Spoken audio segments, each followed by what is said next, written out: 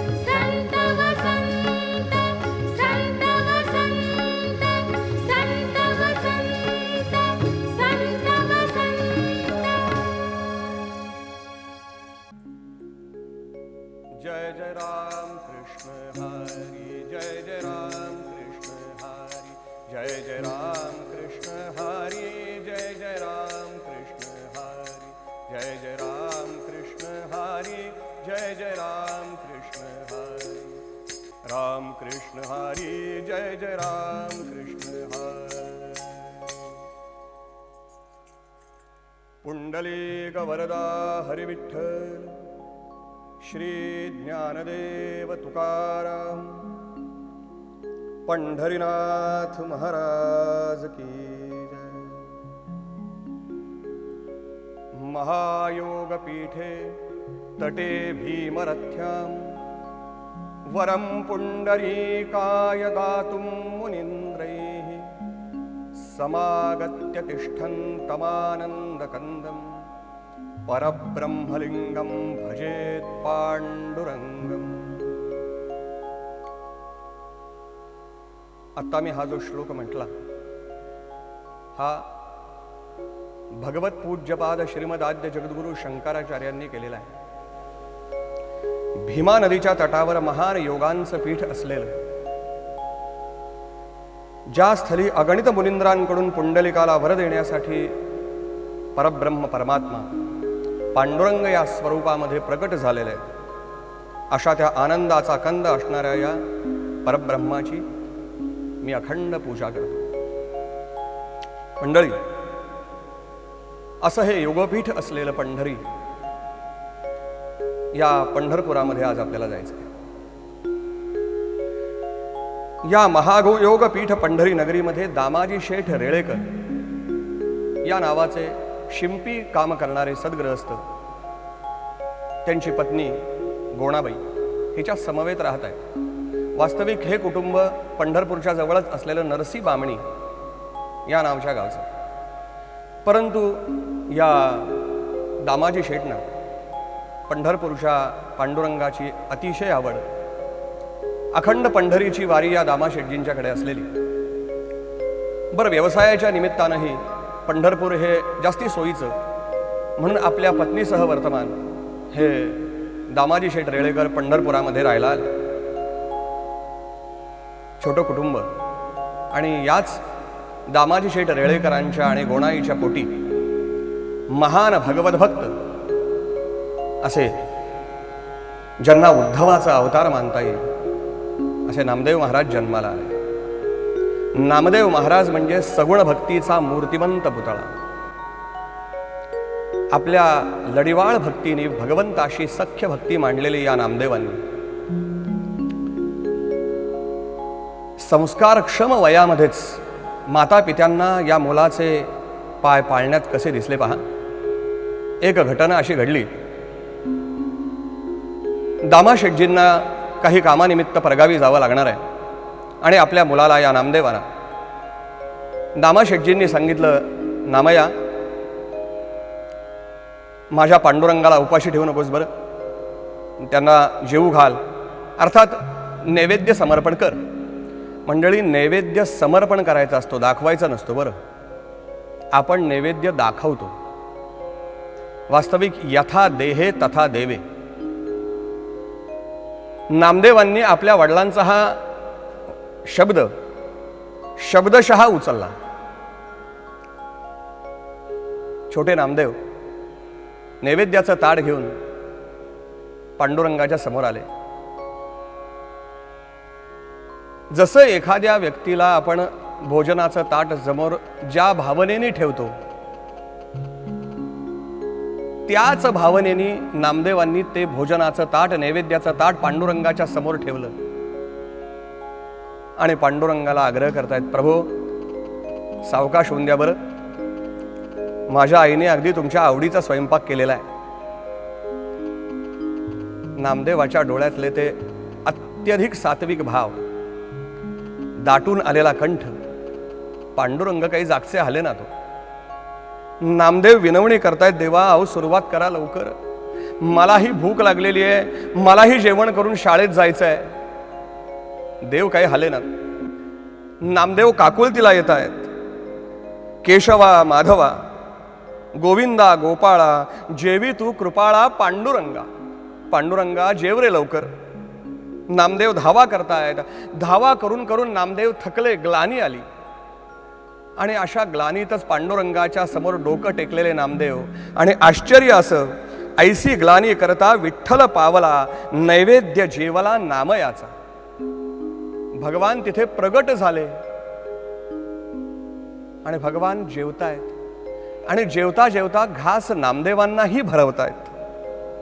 घरच्यांना संशय आला, पण नंतर ज्या वेळेला दामाशेठजींनी आणि गोणाईंनी खात्री केली की खरोखरीच पांडुरंग जेवले बरं का, त्यावेळेला त्यांचा संशय निवाला आणि धन्य धन्य वाटलं आपल्या या पुत्राची भगवत भक्ती पाहून. गोणाईचं आणि दामाशेठजींचं अंतःकरण धन्य पावलं. मंडळी, एकदा आषाढी वारीनंतर सर्व संत मंडळी श्रमपरिहारासाठी पंढरपूरच्या जवळच असलेलं तेरढोकी नावाचं गाव, या तेरढोकी या गावी गोरा कुंभारांचं घर. सर्व संत मांदियाळीमधले गोरा कुंभार हे वडीलधारे संत. सर्व संत या गोरा कुंभारांना काका या नावाने संबोधायचे. श्रमपरिहारासाठी गोरा कुंभारांच्या घरी सर्व संत मंडळी जमलेली निवृत्तीनाथ, ज्ञानदेव, सोपानदेव, मुक्ताई, नामदेव, सावतामाळी, चोखामेळा अशी सर्व संत मंडळी जमलेली. आता कुंभाराचंच ते घर, सर्व कुंभार कार्याची आयुध आसपास पडलेली. छोटी मुक्ताई त्या वस्तूंकडे पाहता पाहता, साधारण आपल्याकडे भाकरी भाजण्याचं जे उलथनं असतं तसं असणारं ते थापटनं पाहिलं आणि विचारलं कौतुकाने, काका ही काय वस्तू आहे हो? काका म्हणले, मुक्ते ही फार महत्वाची वस्तू आहे बरं आमच्या कार्यातली. काही काही व्यवसायाचा ट्रेडमार्क असतो. जसं डॉक्टरांचा स्टेथोस्कोप हा डॉक्टरांचा ट्रेडमार्क, कथा कीर्तनकारांच्या टाळचिपळ्या हे त्यांचा ट्रेडमार्क असतो.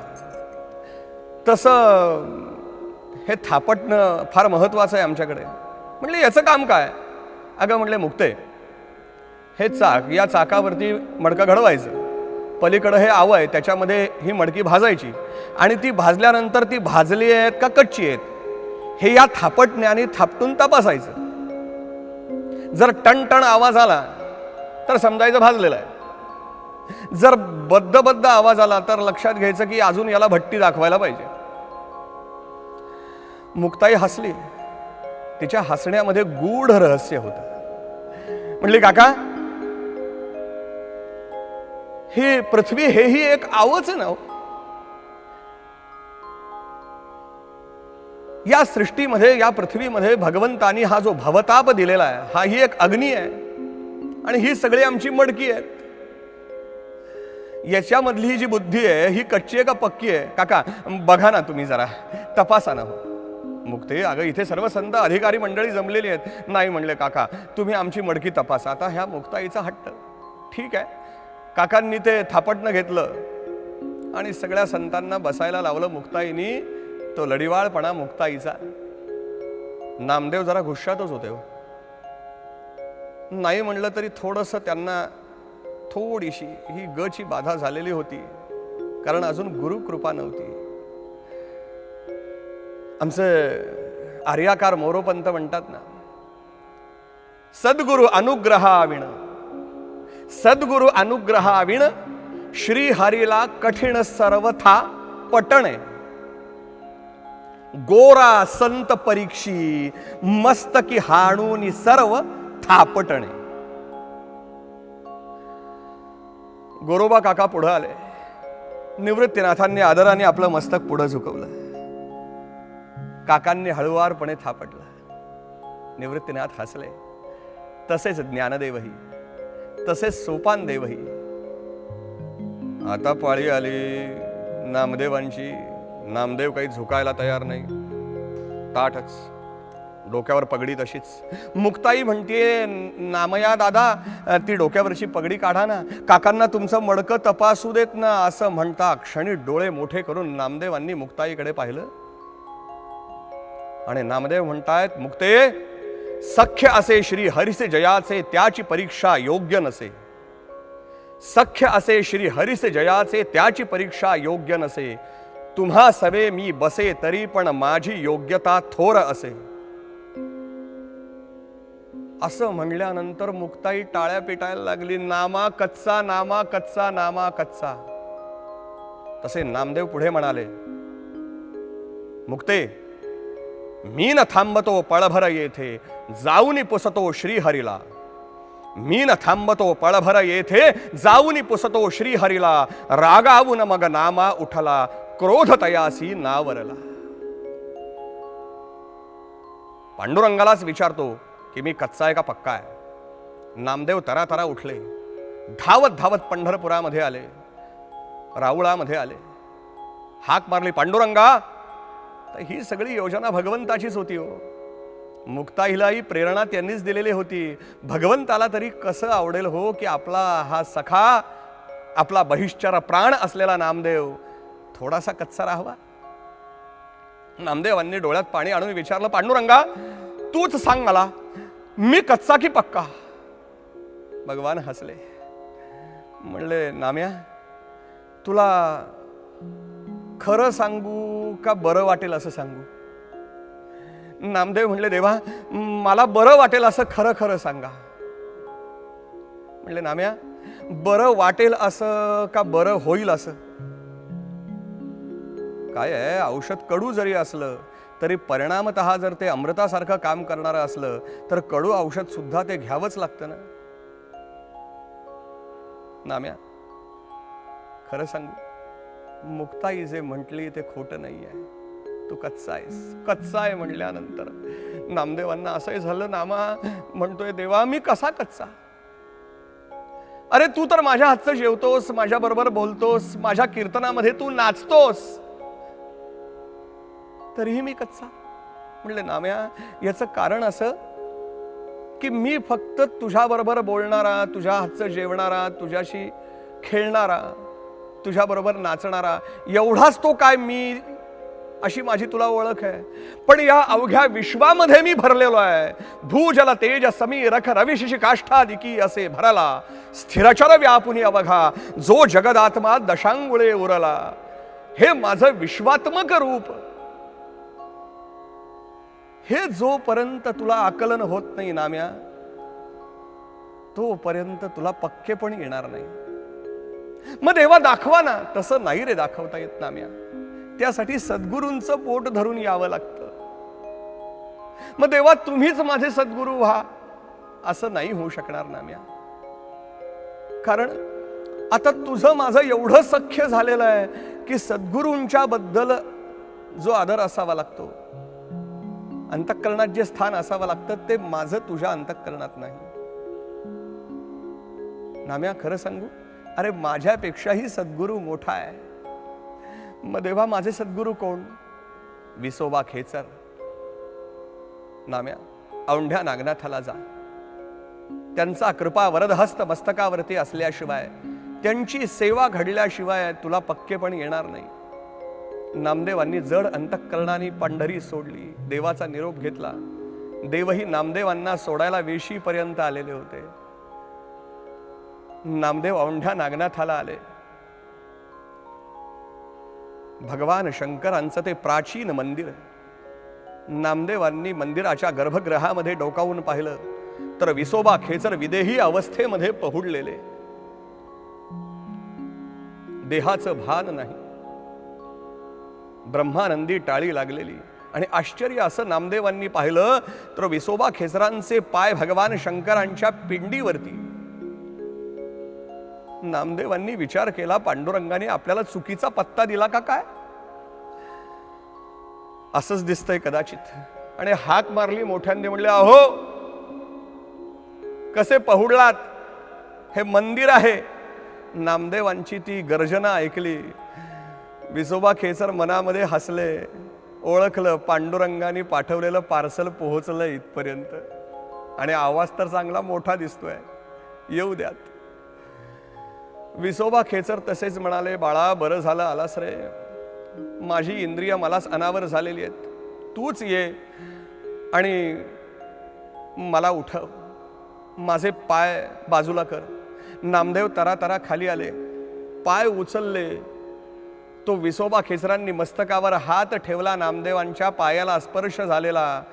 नामदेवांना ठाई ठाई भगवंताचं रूप दिसायला लागलं. जिथे दृष्टी जावी तिथे भगवंत दिसतायत. नामदेव पूर्ण पदाला पोचले. ब्रह्मज्ञान नामदेवांना झालं. भूमी तयारच होती हो, फक्त बीज पेरायचं बाकी होतं. ते विसोबा खेचर या सद्गुरूंच्या हस्ते भगवंतानी ते पेरवलं नामदेवांच्या बुद्धीमध्ये.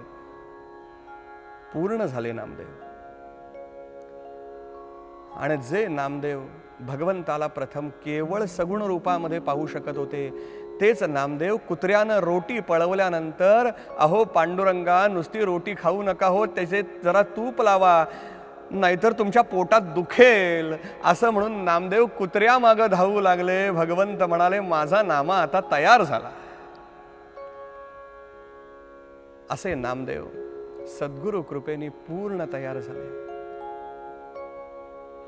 अधिकार एवढा नामदेवांचा की नामदेवांच्या कीर्तनामध्ये पांडुरंग नाचायचे स्वतः. केवढी आश्चर्याची गोष्ट आहे हो. नामदेवांचं असं वचन आहे की भगवंता, मी जर झोपून कीर्तन केलं तर तुला बसायला लावीन, मी जर बसून कीर्तन केलं तर तुला उभा करीन, मी जर उभं राहून कीर्तन केलं तर तुला नाचायला लावीन, आणि मी जर नाचून कीर्तन केलं तर तुला नाचता नाचता एवढा बेहोश करीन की तुझ्या कटीचा पितांबर केव्हा ढिला झाला हे तुझं तुलाही कळायचं नाही. कीर्तन चांग होय अंग हरिरूप, असा नामदेवांच्या कीर्तनाचा अधिकार. हरी करी नर्तन कीर्तनात, वर्णन केले नामदेवांचं.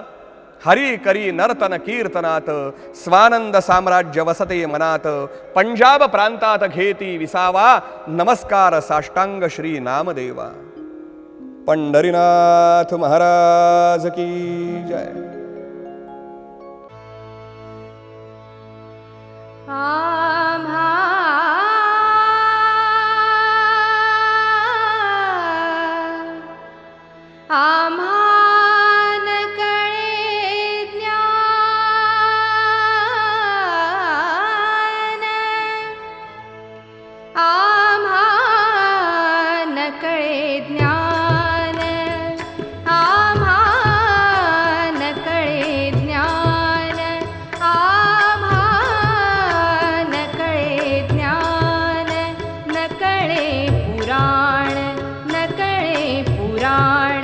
वेदांचे वचन न कळे आम्हा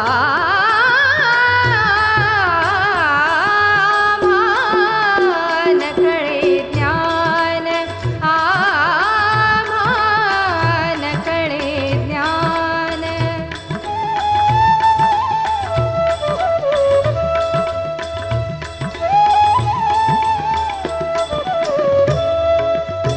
आगमची आगमची आळी निगमाचा भेद, शास्त्रांचा शास्त्रांचा संवाद न कळे आम्हा, न कळे आम्हा, न कळे आम्हा, आम्हा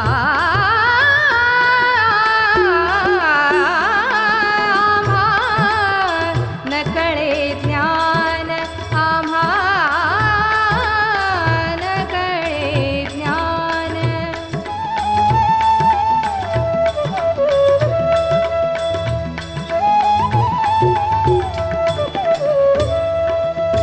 योग याग तत्व, योग याग तत्व, योग याग तत्व, अष्टांग साधन योग याग तत्व, योग याग तत्व, योग याग तत्व, अष्टांग साधन योग याग तत्व, अष्टांग साधन.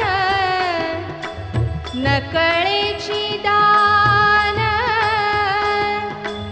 न कळेची दान, व्रत तप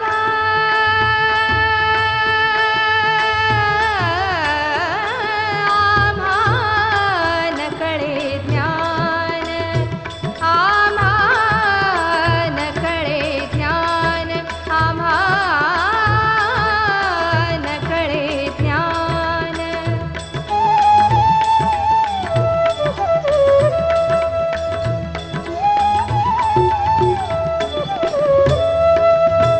चोखा म्हणे माझा, चोखा म्हणे माझा, चोखा म्हणे माझा,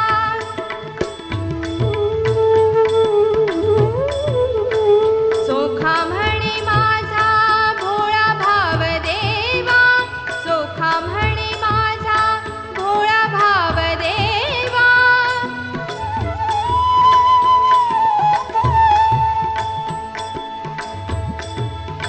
चोखा म्हणे